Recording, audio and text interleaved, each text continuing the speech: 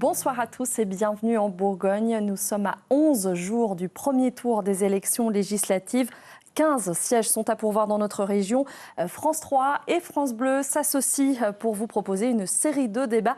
Bonsoir Anne Auger. Bonsoir Elsa. Et coup de projecteur ce soir sur la 3e circonscription de Côte d'Or. Un peu plus de 107 000 habitants répartis dans 39 communes. Un territoire très divers avec des zones urbaines comme Dijon ou Chenôve, mais aussi avec la plaine rurale de Genlis.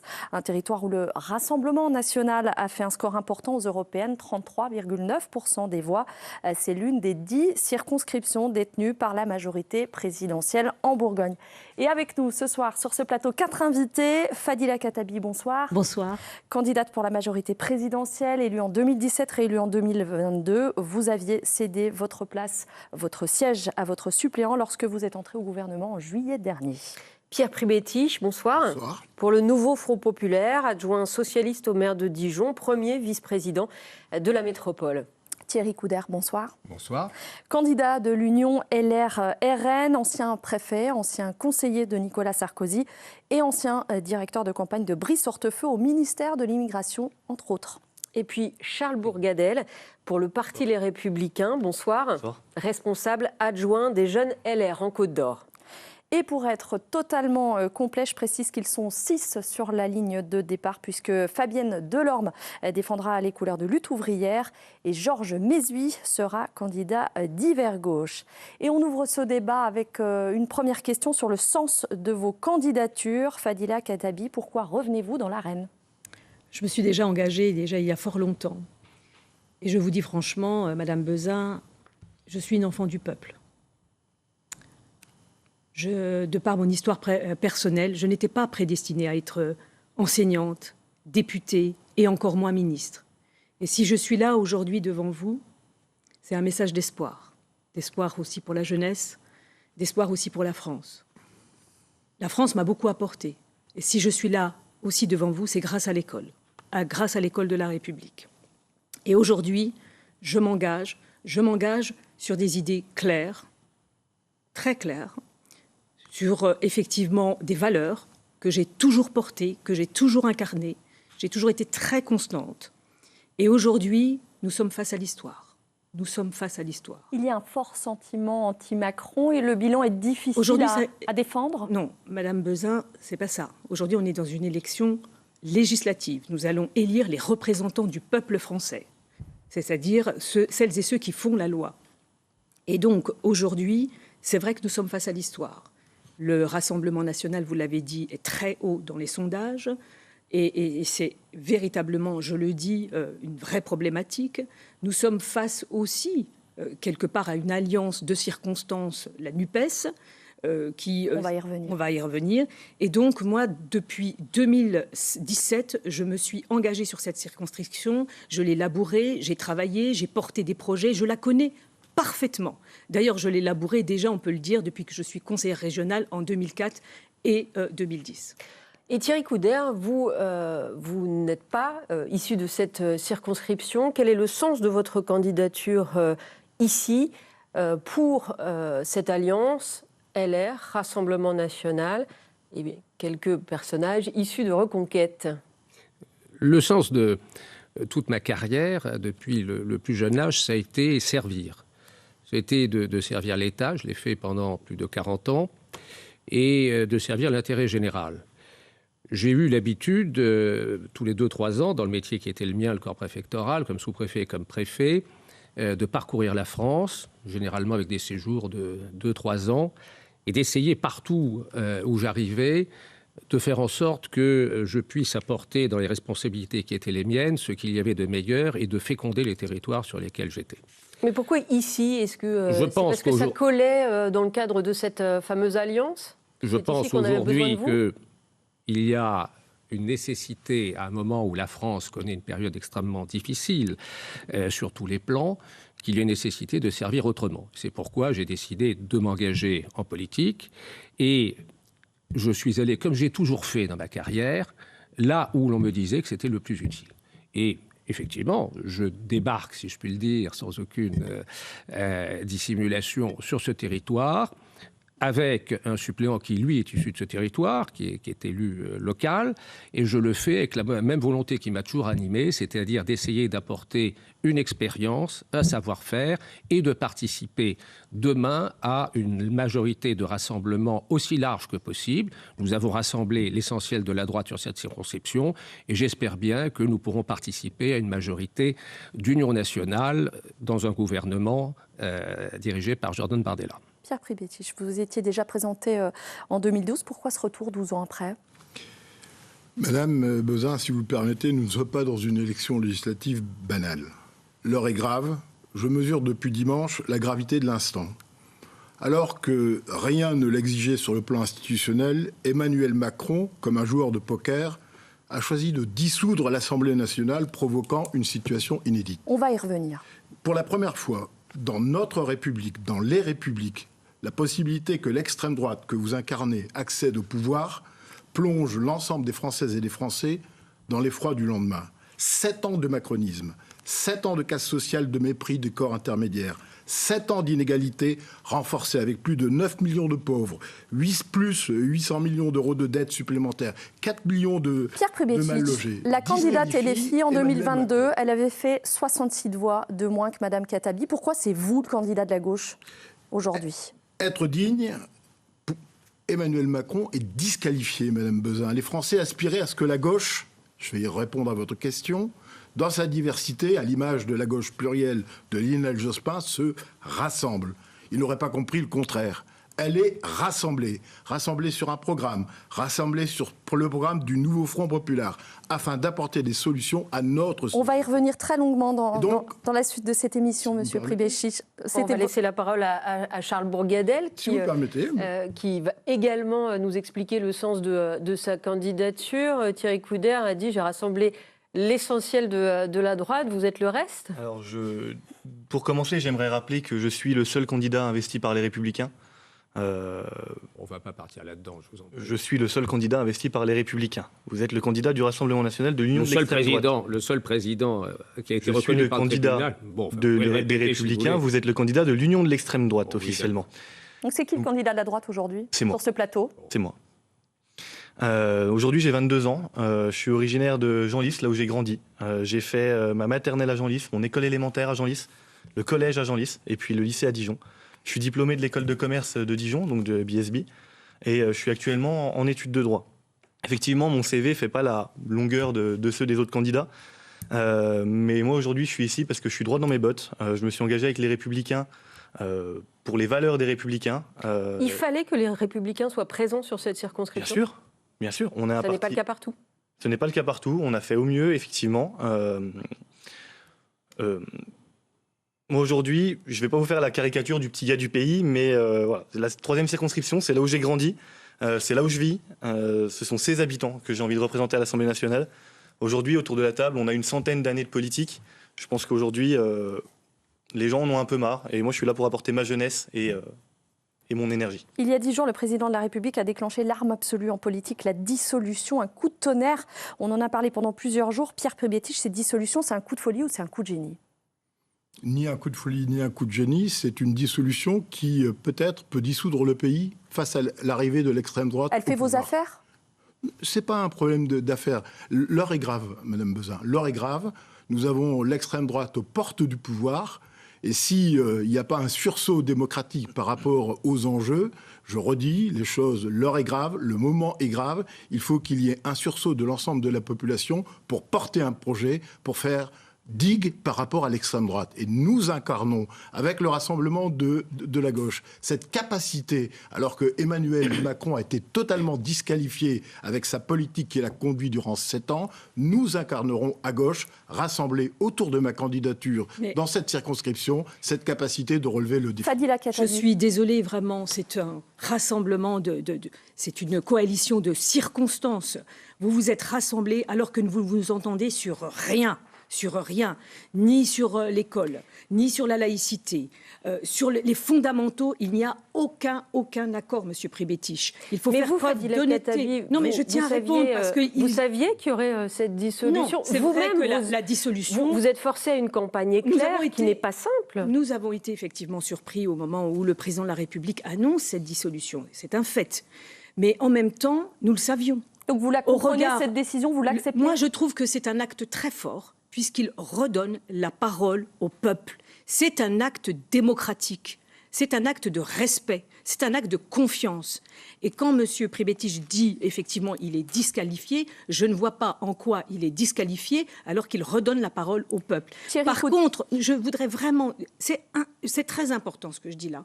Parce qu'aujourd'hui, effectivement, il y a une alliance de la gauche de circonstance. On va revenir sur les alliances. Mais déjà un mot sur la dissolution. Thierry Coudert, est-ce que vous l'avez pris, vous, cette dissolution, comme une victoire? Le résultat des européennes a été une victoire. Il a été en même temps un désaveu de la majorité présidentielle. Le président de la République, d'une manière que je trouve d'ailleurs assez honorable et de haute tenue, a décidé de rendre la parole au peuple. Nous en sommes là aujourd'hui. Nous étions de toute façon prêts depuis longtemps à ce que ça se passe, et je trouve qu'il est assez sain que le peuple puisse s'exprimer, et comme je le disais tout à l'heure, j'espère évidemment que ça débouchera sur une majorité large d'union nationale. Vous comprenez que le président redonne la parole aux citoyens? Dans le contexte actuel, bien sûr, il était nécessaire de redonner la parole au peuple. En effet, je ne me résous pas non plus à voir l'union de l'extrême droite, ni l'union de l'extrême gauche d'ailleurs, arriver au pouvoir. Je pense qu'aujourd'hui, la droite républicaine est la seule à pouvoir incarner un gouvernement, de réussite et un gouvernement utile. Est-ce que vous n'êtes pas un peu responsable quand même? Ça a été un peu le bazar à l'Assemblée nationale, c'était un peu ingérable depuis 2 ans. Les LR, ils n'ont pas une responsabilité là-dedans? Si vous me permettez, je pense que l'ambiance à l'Assemblée nationale n'a pas été perturbée par les Républicains. Pas seulement? Pas du tout. Je pense que l'ambiance a été perturbée plus par l'aile gauche de l'Assemblée nationale. Je crois qu'il vous vise, Monsieur Pribetich. Et ça, vous l'assumez? Absolument pas visé. Et plus... Non, mais si vous me posez la question, permettez-moi, monsieur, que je puisse répondre. Je le dirais plus par vos alliés de la France Insoumise. Allez-y, sur la France Insoumise. Absolument pas visé. J'incarne le rassemblement de la gauche. J'ai été choisi dans le cadre d'un accord... Vous avez quand même tapé sur la nupe. Oui. J'ai été choisi dans le cadre d'un accord général pour essayer d'avoir toutes les tonalités de la gauche rassemblées avec un projet, un programme qui porte en fait des solutions pour résoudre la crise sociale auquel notre pays est confronté. Et donc, je suis un homme de gauche. Monsieur Pribetich. Mais la clarification, elle a absolument... à gauche, elle a marché, non? Non, je le dis et je le répète, c'est une alliance de circonstances. Je cite Monsieur Pribetich. Il l'a dit, avec l'Union, nous perdons notre crédibilité. C'est ce qu'il a encore facebooké il n'y a pas très très longtemps. Je considère, en mai 2022, je considère que nous faisons une erreur politique en parlant de cette alliance. Donc, Monsieur Pribetich, aujourd'hui, vous reniez. Vous reniez. Madame Khattabi, nous sommes non, ne en soyez 2000, pas condescendant, monsieur. Ne soyez pas professionnel avec moi. C'est une formule classique de rhétorique. Vous n'êtes d'accord sur rien, sur le fond. 7 ans de macronisme. Lisez beaucoup vos fiches. 7 ans de macronisme. 7 ans de macronisme. La crise des Gilets jaunes. La crise concernant la retraite. Vous n'êtes pas crédible, monsieur Pribetich. Vous n'êtes pas crédible. Vous êtes d'accord pour la retraite à 60 ans, monsieur Pribetich? Vous disiez tout son contraire. Pas de débat avec les corps, pas de débat avec les corps intermédiaires. Une retraite totalement au forceps. Juste peut-être pour terminer sur cette dissolution, Thierry Coudert, je posais la question de la clarification. Est-ce qu'à droite, ça clarifie cette séquence entre Éric Ciotti et les LR et le Rassemblement national n'a pas un petit peu perdu, y compris vos électeurs? Je ne pense pas qu'il y ait de perte d'électeurs, il n'y a rien qui permet de le penser.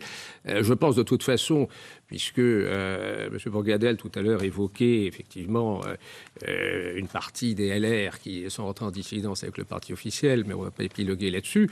Mais de toute façon, tout ça se retrouvera, puisque M. Bellamy, qui est un des 2 actuels dirigeants de la fraction que vous représentez, a dit qu'au 2e tour, il appellerait à voter pour le Rassemblement national. Donc nous nous retrouverons. Au second tour auquel vous ne serez pas? C'est quoi la différence entre vous ce soir? Quel est votre potentiel électoral? Je vous en prie. La différence entre monsieur et moi, c'est que je suis droit dans mes bottes. Je ne pars pas du Parti socialiste pour aller faire un tour avec le Parti radical, un tour avec l'UMP, puis pour finir un tour avec le Rassemblement national. Et puis je ne me parachute pas dans des circonscriptions que je ne connais pas à 2 semaines d'une élection. Thierry Coudert, votre différence à tous les deux? Ma différence, c'est que je pense qu'aujourd'hui, la droite était arrivée, la droite classique était arrivée aux limites de l'exercice, qu'il était absolument incompréhensible que le groupe LR à l'Assemblée refuse systématiquement de voter la censure alors qu'il disait qu'il était dans l'opposition, et qu'il y a un moment où il faut clarifier les choses. Je pense qu'on est à peu près tous d'accord sur le fait qu'on est dans une situation, alors chacun impute la responsabilité qu'il veut, qui est difficile, et il y a un moment où il faut savoir prendre ses responsabilités. Puisqu'on parle des différences politiques, vous êtes issus, Madame Khattabi et Monsieur Pribetich, de la même famille politique, le Parti socialiste. Qu'est-ce qui vous différencie? Vous auriez pu travailler ensemble. Mais moi, je n'ai pas renié mes valeurs. Je trouve personnellement que M. Glucksmann a fait véritablement une très belle campagne. Il a fait une très belle campagne en tant que social-démocrate et il ne faut pas renier ses valeurs. Aujourd'hui, bien sûr. Bien sûr. Écoutez, en tous les cas, mais laissez-moi m'exprimer, monsieur. Quelle valeur, Madame Khattabi? Monsieur Pribetich, pour aller vers la droite libérale, Monsieur Pribetich, pour vous accoquiner avec la France insoumise, alors que vous disiez pique-pendre sur la France insoumise, vous avez dit qu'ils ne sont pas crédibles. D'ailleurs, j'ai assisté à dimanche sur le marché à une foire d'empoigne entre justement les militants LFistes et les militants socialistes. Ils se sont attrapés le bec sur le marché de Chenôve dimanche. Pourquoi? Parce que c'est une alliance de circonstances pour faire une OPA sur cette circonscription. Monsieur Pribetich, il fait le coucou, il se met sur cette circonscription. Vous n'habitez même pas la circonscription. Écoutez, monsieur Pribetich, je suis arrivé à Dijon en 1989 et je vote dans cette circonscription. J'ai travaillé 29 ans. Non, mais c'est pas la peine de crier. Mais non, je ne crie pas. Doucement, c'est pas la peine. Mais laissez-moi donc terminer, monsieur Pribetich. Laissez-moi. Calmement. Je vous écoute et vous me laissez vous faites le coucou.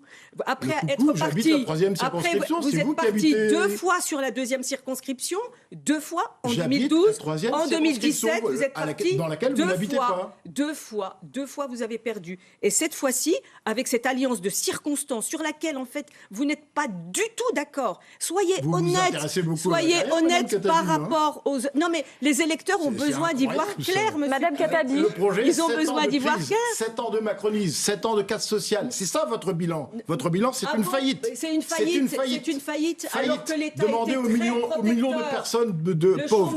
Demandez aux millions de personnes pauvres. Vous n'avez même pas voulu recevoir des gens dans votre permanence lors de la retraite. Vous les avez laissés dehors. Je les ai reçus. Vous pouvez aller voir. Jamais. Je les ai reçus. S'il vous plaît. Puisque M. Bourgadel a rappelé que quand j'avais son âge, un peu plus jeune d'ailleurs, j'étais socialiste. C'est vrai, j'ai dû adhérer au Parti socialiste en 1975. Vous avez soutenu Anne Hidalgo en 2012. Oui. Mais j'étais socialiste et je l'ai connu parce que j'étais... Non, mais je rendrai hommage. Permettez-moi. Oui, et vous êtes allié avec des gens qui refusent... S'il vous plaît, pas tous en même temps. Ne vous énervez pas. S'il vous plaît. Monsieur Coudert. Mon âge en 2012 quand vous avez soutenu Anne Hidalgo. Monsieur Coudert, un mot et ensuite on poursuit l'émission. Terminez votre commentaire et après on continue. S'il vous plaît. Je rendrai peut-être. J'étais socialiste à la fin des années 70. En 2012. S'il vous plaît. J'étais vice-président du groupe UMP. J'étais Anne Hidalgo, c'est pour ça que vous avez été limogé du parti. J'ai jamais été limogé du parti. Arrêtez de dire des choses totalement stupides. On vérifiera. Je voudrais dire que j'étais à l'époque, effectivement, à la fin des années 70, dans un courant qui s'appelait le CRS, dans lequel il y avait un grand homme politique socialiste, nous pourrons peut-être nous retrouver au moins 3 autour de cette table de lui, qui était Roland Caraz, et qui était un personnage, c'était l'époque où le Parti socialiste, en tout cas la fraction qu'il représentait... Ancien maire de Chenôve. Oui, je pense qu'ici, tout le monde le connaît, puisque moi-même, je le connaissais, n'étant pas issu de la circonscription, comme on le souligne. Mais il s'est engagé contre Maastricht, il s'est engagé contre la guerre en Irak. Je vous propose qu'on avance un petit peu. Avec la famille, la famille politique s'il vous plaît, avec laquelle je travaille. Dans cette circonscription, il y a un thème qui s'impose plus qu'ailleurs, s'il vous plaît, c'est celui de la sécurité. Les règlements de compte, les fusillades se multiplient sur fond de trafic de drogue. On le sait, certains quartiers de cette circonscription ne sont pas apaisés. Question pour tout le monde, et je fais un tour de table. Peut-on vraiment endiguer cette violence au quotidien? Pierre Pribetich. Oui, à condition de revenir à des fondamentaux. Les fondamentaux, ce sont d'abord la volonté de conjuguer les polices et la gendarmerie de proximité, ce qui a été totalement abandonné. Je rappellerai tout de même qu'il faut faire en sorte d'avoir un carré magique. D'un côté, la prévention, de l'autre, la dissuasion, troisièmement, la sanction, et enfin, la réparation. La politique menée par Emmanuel Macron, dont Madame la ministre porte en fait l'étendard sur cette circonscription, a forcément inclus des politiques qui ont été déjugées. Déjugées parce qu'il y a un malaise dans la police sérieux, malaise avec une multiplication notamment des suicides. Le maire de votre ville s'est félicité pourtant de tout ça, François Rebsamen. J'ai soutenu, moi, en ce qui me concerne, les forces de l'ordre qui font un travail essentiel pour la sécurité de protection de nos concitoyens. Vous travaillez dans une alliance qui investit Raphaël Arnaud, qui est anti-flic. S'il vous plaît, pour endiguer cette violence, on fait un tour. Monsieur Pribetich, il y a un problème. On fait un tour de table. Charles Bourgadet. Mais attendez, vous ne me laissez pas parler, c'est la censure. Investi Raphaël Arnaud, qui est anti-flic, fiché S. Mathilde Panot a dit que c'était pas grave. C'est la famille politique que vous représentez. C'est l'union. Obsessionnel. C'est l'union que vous représentez. Et là, vous me dites que vous êtes pour la police. Il y a des contradictions. Oui, je suis pour la police. Vous êtes plein de contradictions. Je suis pour la police. Eh ben, j'ai soutenu l'action de la police. Alors c'est très bien pour vous. Les policiers. C'est très bien pour vous. La politique qui a été mise en place, c'est une politique qui génère un malaise dans la police. C'est très bien pour vous. Est-ce que les effectifs vous représentez, monsieur Pribetich, Pierre Pribetich, il y a eu des effectifs, malgré tout, supplémentaires dans les commissariats. Est-ce que c'est suffisant? Est-ce qu'on est à la hauteur de l'enjeu? Madame, lors de l'inauguration du commissariat de Chenôve en 2001, il y avait 60 fonctionnaires de police. Actuellement, sur l'ensemble de la zone, il y a 12 fonctionnaires de police. Et vous trouvez que les effectifs ont été... On écoute la réponse de Fadila Khattabi. C'est notre... On écoute, s'il vous plaît, la réponse. Notre majorité, effectivement, qui a augmenté les effectifs de police. Je le dis. Monsieur Pribetich, s'il vous plaît, on écoute la réponse. Il y a 2 brigades qui arrivent, dont une brigade équestre à Arc-sur-Tille. Nous avons augmenté les effectifs de manière significative. Encore une fois, Monsieur Pribetich, moi je ne fais pas alliance avec un groupe qui dit que la police tue. Mais vous êtes alliés à la France. S'il vous plaît. Le réajustement, malgré tout, il est relativement récent, Fadila Khattabi, vous qui êtes ministre du gouvernement. Il est relativement récent, ce réajustement. Mais écoutez, la gauche était au pouvoir en 2012. On a entendu pique-pendre. C'est-à-dire qu'il y avait eu, sous Sarkozy, 10 000 policiers en moins. 10 000 policiers. Ensuite, on a eu la gauche qui était au pouvoir. Il n'y a pas eu d'augmentation des effectifs. Et c'est notre majorité qui a augmenté le nombre, s'il vous plaît, qui a augmenté le nombre. Vous me laissez, Monsieur Pribetich, s'il vous plaît. Est-ce que c'est suffisant, Fadila Khattabi, parce que le phénomène ne cesse de s'amplifier? Mais nous les avons effectivement augmenté l'effectif et nous continuons. Nous avons une école de gendarmerie dans Dijon Métropole où les effectifs ne cessent de croître et la formation des gendarmes. Donc nous sommes dans cette dynamique. Mais en tous les cas, je soutiens les forces de l'ordre. S'il vous plaît, Thierry Coudert, sur cette question des forces de l'ordre. Pour l'alliance pour l'alliance avec le Rassemblement national. Le Rassemblement national, il va être élevé. S'il vous plaît, on écoute Thierry Coudert. Comme incarnation de la peste brune, demandait d'ailleurs à la personne qui m'accusait de venir très loin. Sur les effectifs policiers et l'insécurité dans ces quartiers, s'il vous plaît. Puisque Mme Khattabi a parlé de l'héritage Sarkozy, parlons-en. Oui, mais sur la sécurité, je pense qu'il faut d'abord... 12 000 policiers en moins, Sarkozy. Oui, mais c'est M. Macron qui... On l'écoute, s'il vous plaît. D'abord, il faut un cadre juridique qui soit beaucoup plus contraignant. Nous avons quand même un problème en France et sur cette ville et sur cette agglomération. Moi, précisément, qui vient d'un peu loin, de quoi j'entendais parler. Alors, déjà, dès le week-end dernier, les incidents avec 2 Afghans, etc. Mais on remonte, je veux dire, Dijon, j'en ai entendu parler sur les émeutes, j'ai entendu les histoires entre les Tchétchènes à un moment et d'autres communautés, enfin, et en me promenant un peu partout... C'est une affaire que vous connaissez ou dont vous avez entendu... Non, mais je veux dire, c'est la réputation que ça faisait... Oui, mais c'est la réputation. Oui, mais vous êtes adjoint au maire et vous êtes premier vice-président de la communauté. Je veux dire, l'image que... C'est une métropole, monsieur. Oui, de métropole. L'image que vous donnez, je veux dire, actuellement, c'est qu'il y a quand même de très gros problèmes de sécurité à différentes étapes. Et en me promenant... On est dans un débat législatif. Qu'est-ce que vous proposez? Oui, un débat législatif, c'est de modifier la loi. D'abord, je pense qu'il faut modifier un certain nombre de lois pour rendre le cadre juridique beaucoup plus contraignant. On parlait du bilan de Sarkozy, il y avait les peines planchées qui ont été supprimées par la gauche. Et nous sommes partisans, aussi bien à LR qu'au Rassemblement national, de rétablir les peines planchers et de donner des directives beaucoup plus strictes au parquet pour pouvoir poursuivre, bien plus qu'on ne le fait aujourd'hui, un certain nombre d'actes délictuels. Il y a bien entendu des problèmes d'effectifs. Les peines planchées pour les récidivistes ou dans tous les cas, les peines planchées? Pour les récidivistes. Nous avons bien entendu des problèmes d'effectifs, on peut toujours ajouter des effectifs, mais ce qui compte c'est la doctrine d'emploi et c'est la fermeté à la fois des instructions qui sont données aux forces de l'ordre qui font un travail remarquable, qui ont un dévouement exceptionnel, que ce soit la police et la gendarmerie, mais qui doivent avoir des instructions beaucoup plus fortes sur tous les différents sujets de délinquance. Et par ailleurs, il doit y avoir une justice beaucoup plus ferme, et ça ne peut se régler que par la voie législative. C'est d'ailleurs pour ça que nous sommes candidats. Mais ensuite, sur le plan local... C'est pas ce que prône le Rassemblement national. Vous n'avez pas dû lire... planchers, vous n'avez pas dû lire ce que porte le Rassemblement national. C'est l'établissement de forces de police de répression sociale. C'est ça que vous portez. C'est pas... Oui, c'est ça que vous portez. Lisez.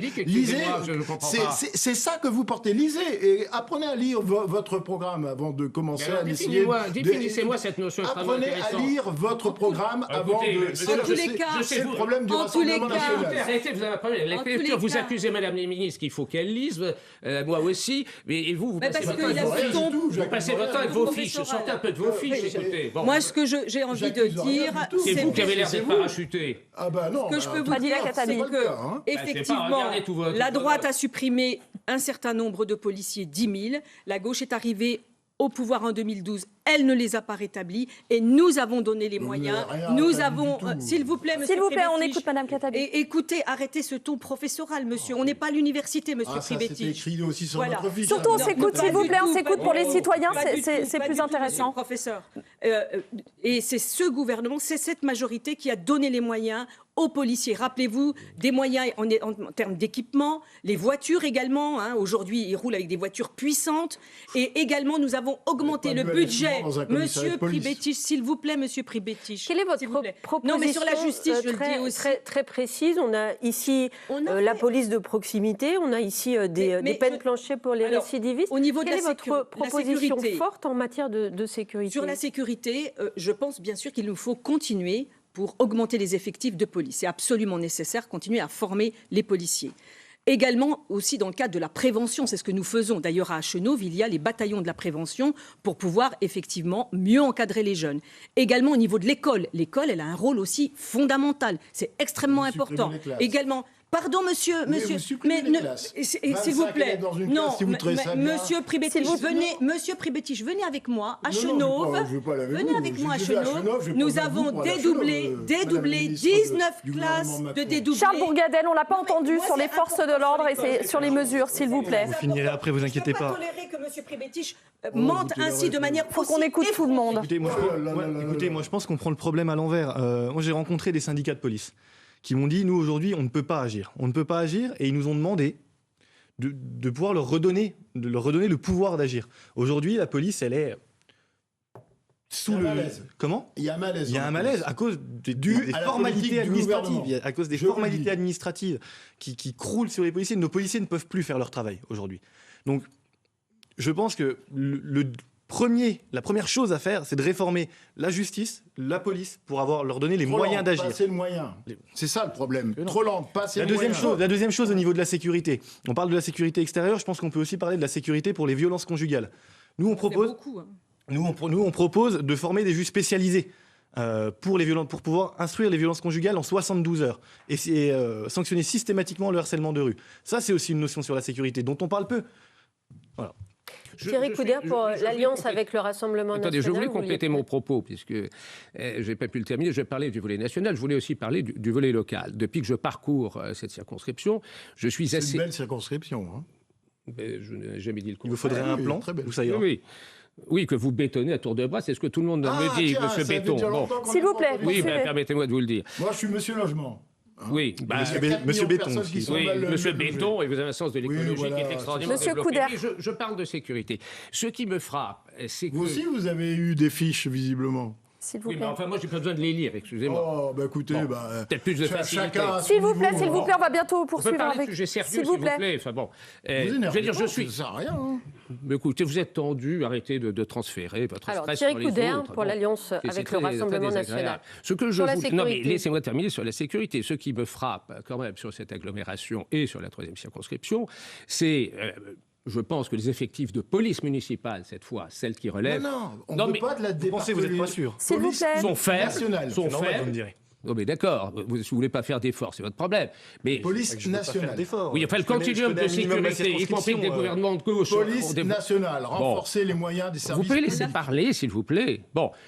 Et la police municipale, vous ne voulez pas la renforcer, vous l'avez armée assez tard. Il y a une centaine d'effectifs, ce qui est quand même pour une agglomération de cette taille relativement faible. Et puis surtout, ce qui me frappe, c'est l'absence de vidéosurveillance dans les quartiers. Et c'est effectivement ce que me disent la plupart des habitants que je rencontre. Il y a des zones d'ombre, si je puis dire, extrêmement larges sur l'ensemble des quartiers. La vidéo est très peu Merci. développée sur Dijon et environ. Merci Thierry Coudert. On poursuit ce débat tout de suite avec des questions flash.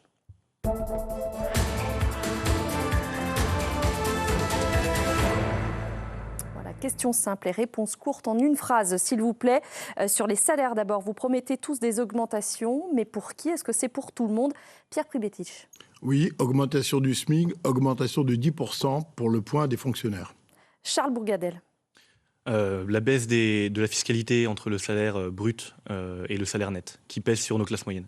Augmentation des salaires, Thierry Coudert, pour qui? C'est une augmentation de 10% des salaires jusqu'à 3 fois le SMIC. Et, Pour tout le monde? pardon? Pour tout le monde? Avec l'exonération des charges. Ben, jusqu'à 3 fois le SMIC, je vous ai dit. Fadila Khattabi, même question. Bien, déjà, nous sommes engagés dans une désmicardisation parce qu'il faut effectivement que le travail, que les personnes puissent vivre du fruit de leur travail. Et donc, bien sûr, une augmentation bien sûr des salaires, mais sans mettre à mal la compétitivité de nos entreprises et à mettre à mal l'emploi. Mais bien sûr, et nous l'avons fait. Nous avons déjà, avec la loi sur le partage de la valeur, qui permet effectivement aujourd'hui une amélioration du pouvoir d'achat, mais il nous faut effectivement aller plus loin. La plupart d'entre vous défendez plus de services publics en milieu rural, plus d'agents dans les hôpitaux, dans les écoles. Mais alors, faut-il augmenter les impôts pour financer ces services publics? Thierry Coudert. Il faut surtout recalibrer le fonctionnement de l'administration. Il y a des services publics de proximité qui sont de plus en plus exsangues et il y a une redistribution à faire entre des tâches qui sont sans doute accomplies par trop d'agents dans des niveaux centraux ou régionaux et redistribuer sur le terrain, sur les services de proximité directs à la population. Fadila Khattabi. Oui, nous le faisons déjà, par exemple avec notamment les maisons France Service à travers tout le territoire national, également sur ma circonscription. Bien sûr, il nous faut renforcer les services publics et c'est ce que nous faisons véritablement. Nous avons mis aussi, par exemple, pour lutter contre la pauvreté, mieux gérer son budget, des points conseil budget pour les gens qui sont en difficulté, pour lutter contre la précarité. Donc nous le faisons. Mais effectivement, les services publics de proximité sont extrêmement importants et ne doivent pas être concentrés uniquement, par exemple, sur un endroit. Ils doivent pouvoir, y compris, couvrir la ruralité. On augmente les impôts pour financer les services publics? On rééquilibre Pierre les Pribetich choses pour le en nouveau créant des fonds recettes fiscales. D'abord en rétablissant l'impôt sur la fortune qui a été supprimé, 4,2 milliards, mais aussi en taxant les transactions pour éviter déjà d'avoir l'hypertrading qui tout de même déstabilise un certain nombre de marchés et faire en sorte de refondre la fiscalité pour avoir des recettes en regard des dépenses que nous proposons. Vous avez une idée, un impôt? Charles Bourgadel, pour les Écoutez, Républicains. non, aujourd'hui, on est le pays avec le plus de pression fiscale qui pèse sur nos classes moyennes, qui pèse sur nos habitants et sur nos citoyens. Alors non, il ne faut surtout pas augmenter les impôts, il faut même les baisser. Mais il y a des économies à faire. Aujourd'hui, par exemple, la fraude sociale à la carte vitale. 67 millions de Français, 84 millions de cartes vitales. L'AME. Réponse courte. Merci beaucoup. Vous vous déchirez tous. Oui, mais vous ne m'avez pas posé la question sur, effectivement, faut-il taxer? Je dis, il ne suffit pas d'avoir une idée, une taxe. Nous sommes le pays déjà le plus taxé d'Europe. Merci beaucoup. Vous vous déchirez sur la question de l'immigration tous. Le RN propose un référendum. Est-ce que c'est envisageable? Fadila Khattabi, c'est à vous. C'est quoi être immigré? J'ai envie de poser la question. Est-ce que vous me considérez comme une immigrée? C'est quoi être française? Je vous pose la question parce que je pose la question systématiquement parce qu'on a tendance à faire aussi l'amalgame. Je le dis, c'est quoi être immigré? Voilà, je pose la question. Un référendum sur l'immigration? Oui, non? Pas de référendum sur l'immigration. Pourquoi? Pourquoi ? J'ai dit non, bien sûr. Je rappelle tout de même qu'un certain nombre de politiques, notamment, puisqu'on vient de voter pour les élections européennes tout de même, et qu'il y a sans doute plus à faire à accueillir pour partie un certain nombre de réfugiés. Charles Bourgadel. Une réforme de la Constitution, oui. Et puis Thierry Coudert. Nous sommes bien entendu pour une réforme de la Constitution et notamment sur des points qui permettraient de maîtriser mieux l'immigration, mais aussi nous pouvons faire passer un certain nombre de mesures par loi sans passer par une réforme de la Constitution et notamment sur le droit du sol. Une dernière question. Votre futur Premier ministre, un nom, Charles Bourgadel? Non, pas comme ça. Ciotti, Bardella? Aucun des deux. Aucun des deux. Un candidat de la droite républicaine ? Laurent Wauquiez, par exemple ? Laurent Wauquiez. Thierry Coudert. Pour la présidence de la République. Non, pas pour la présidence, pour le Premier ministre. Jordan Bardella, ouais, évidemment, puisque nous sommes pour bâtir une union nationale derrière sa candidature. Seulement s'il a la majorité absolue à l'Assemblée nationale. Oui, il paraît qu'il a peur, oui. C'est-à-dire que Vous l'avez entendu, cette déclaration c'est de évident. Jordan Il faut à Bardella ? tout prix qu'il y ait une majorité absolue à l'Assemblée nationale, a fortiori évidemment pour le candidat que je soutiens. On ne peut pas imaginer. Aujourd'hui, le plus grave danger pour la France, c'est qu'il n'y ait pas de majorité Mais est-ce qu'il absolue. n'y a pas de la fébrilité, un refus d'obstacle du côté de Jordan Bardella? Mais si on veut mettre en œuvre une politique, il faut avoir une majorité absolue. On vient de voir ce qui s'est passé pendant ces 2 dernières années avec un président qui ne disposait pas d'une majorité absolue et toutes les difficultés qui ont conduit finalement Donc c'est de la prudence. à ces élections. C'est ce C'est que pas vous de la dites. prudence, c'est que nous avons envie qu'il y ait un programme qui soit mis en œuvre, un programme audacieux, et que nous souhaitons avoir une majorité absolue pour que ce programme puisse être mis en œuvre. Et on continue. Un Premier ministre. Écoutez, il y a déjà un Premier ministre, Gabriel Attal, et j'espère que les Français vont nous donner la majorité, mais une majorité absolue pour que nous puissions effectivement bien gérer le pays Donc sans vous tout le gardez bazar que nous Gabriel connaissons Attal. maintenant depuis 2 ans bientôt. Pierre Kouyétich. Majoritaire, avec le Front populaire, il y a bien suffisamment de talents de femmes et d'hommes capables d'incarner cette c'est fonction de Mélenchon, Premier hein. ministre. Mélenchon. C'est Non, il a dit Mélenchon qu'il pour n'était pas vous. candidat, Oui, donc mais c'est- il l'a dit. Oui, mais on sait ce Oui, qu'il mais- dit. Hein. Donc On ce sait ne sera ce pas qu'il lui dit. Quoi Ce ne sera pas lui Il a dit qu'il n'était pas candidat. mais Vous ne le l'avez dit, souhaitez pas Quoi Mais Il a Olivier- dit qu'il n'était pas candidat, donc Vous- ce sera Olivier la Faure a dit que les majorité députés décideront. Mais vous, Attendez, vous serez un attendez, parti Le groupe LFI au sera sein le groupe le de- plus majoritaire, minoritaire majoritaire avec la il y aura suffisamment de talents de femmes et d'hommes capables d'incarner cette fonction Il y aura Ruffin, et le Clémentine programme Autain, etc. du Front populaire. Vous avez aucun souhait, vous? Moi, j'ai un souhait qu'il y ait le maximum d'élus, femmes et hommes, députés du Front populaire pour être majoritaire au sein de l'Assemblée nationale. Ça vous gênerait un ou une première ministre issue de la France insoumise ? Mais Vous êtes madame, nous totalement verrons bien engagé le dans- moment venu, lorsque la majorité Vous ne serez pas s'installera majoritaire, à l'Assemblée nationale, et le président de la République, c'est la Constitution, désignera et appellera le parti Le groupe majoritaire. le plus majoritaire, c'est-à-dire celui du Front populaire. Thierry Coudert. La force d'une démocratie parlementaire, c'est d'avoir une majorité et de savoir qui on va avoir comme Premier ministre. Dans tous les pays occidentaux, ça marche ainsi. Excusez-moi de souligner sans doute notre particularité, mais qui est vraiment conforme au système de parlementarisme, c'est nous, au moins, nous annonçons qui nous voulons comme Premier ministre. Or, pour les autres, nous ne comprenons pas. On arrive bientôt à la fin de cette émission. Bah, Je voudrais vous qu'on avez ait le qu'à temps, le dire. s'il vous plaît, de faire un petit tour de table pour savoir quel sera votre dossier prioritaire dans votre circonscription si vous êtes élu. Fadila Khattabi. Alors moi, c'est vraiment l'accès aux soins. C'est vraiment une priorité. L'accès aux soins et l'emploi. J'ai fait une maison, j'ai soutenu le projet d'une maison de santé à Torré-en-Plaine et je m'engage à en faire une deuxième sur la circonscription parce que c'est devenu vraiment une des priorités. Les Français sont angoissés quand ils ne trouvent pas de professionnels de santé. Et au Et bien encore sûr, faut-il- l'emploi. Pourquoi ? Parce que l'emploi permet de lutter contre la paupérisation du pays. Fadila Khattabi, encore faut-il les remplir et trouver des médecins dans ces maisons de Écoutez, santé alors vous me donnez pluridisciplinaires. l'occasion justement. Celle de Torré-en-Plaine, beaucoup a été un peu sceptiques. Aujourd'hui, il y a plus d'une vingtaine de professionnels. Des médecins Des généralistes médecins, généralistes, ergothérapeutes, dentistes. D'ailleurs, des dentistes qui viennent. Il y a une patientèle qui vient à 1 heure de Dijon. Donc vraiment, elle répond aux besoins des personnes. Merci. Donc je suis certaine que la deuxième, elle sera aussi. Charles Bourgadel, votre urgence. En premier lieu, j'aimerais commencer à travailler sur le pouvoir d'achat des Français. Alors, comme je l'ai dit, effectivement, en allégeant les charges sur salaire entre le brut et le net, car c'est ces charges-là qui pèsent aussi beaucoup, qui plombent le pouvoir d'achat de nos classes moyennes. Pierre Pribetich, votre urgence, votre premier dossier. Service public de proximité, notamment la fermeture des classes, que ce soit en milieu rural, en milieu urbain ou périurbain, me battre pour faire en sorte que nous ayons des classes à la hauteur de notre pays pour permettre de former l'ensemble des enfants avec de des ce professeurs qu'on trouve Avec où des professeurs que l'on recrutera et qui sont, à mon avis, en capacité d'être affectés sur des moyens, avec des moyens par rapport à ce que nous envisageons avec le programme du nouveau Front populaire. Thierry Coudert, la première mesure dans votre circonscription. Si c'est national, puisque j'ai entendu parler d'une mesure nationale, nous, on est évidemment en priorité pour que le pouvoir d'achat puisse être allégé, notamment à travers cette mesure de faire passer la TVA sur tout ce qui est électricité, gaz et carburant de 20 à 5,5. Mais localement, je me permets d'insister, je l'ai évoqué tout à l'heure, je pense qu'il y a vraiment de grandes carences dans les politiques locales de sécurité, et c'est un problème majeur, et je crois qu'il faut vraiment développer à la fois la vidéosurveillance, il faut une meilleure articulation entre la police nationale et la police municipale en renforçant les effectifs de celle-ci. Et je crois que c'est vraiment quelque chose qui pourrait être complété aussi dans les ensembles HLM par le recrutement de sécurité. Je vous coupe la parole parce qu'il nous reste 4 minutes. Et pour terminer cette émission, on vous a demandé à chacun de choisir une photo de campagne, une photo qui vous tient à cœur, qui raconte le pourquoi de votre engagement. L'ordre a été bien sûr tiré au sort. Vous avez 45 secondes et c'est vous, Fadila Khattabi, qui débutez. Oui, j'ai choisi... on la voit, elle s'affiche, voilà, cette photo. Voilà, j'ai choisi l'entreprise, l'usine Peugeot. Parce que toute mon enfance, j'ai été bercée par effectivement cette entreprise, fleuron français. Et toute mon enfance, j'ai vu effectivement toute ma famille travailler, mes oncles, les amis.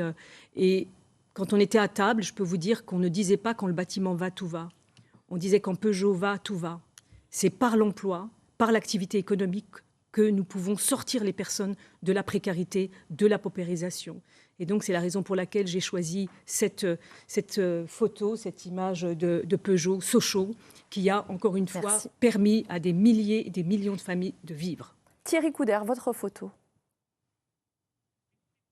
Elle est très simple, elle est très simple, c'est le drapeau national, qui incarne 3 choses pour moi. D'abord, l'État, je vous l'ai dit, j'ai passé ma vie au service de l'État, j'ai été élevé dans une famille de fonctionnaires civils et militaires, et l'État, c'est très important, à un moment où l'État est un peu démantibulé sur un certain nombre de services importants, sur la santé, sur l'éducation, sur les services publics locaux. Deuxièmement, c'est la République.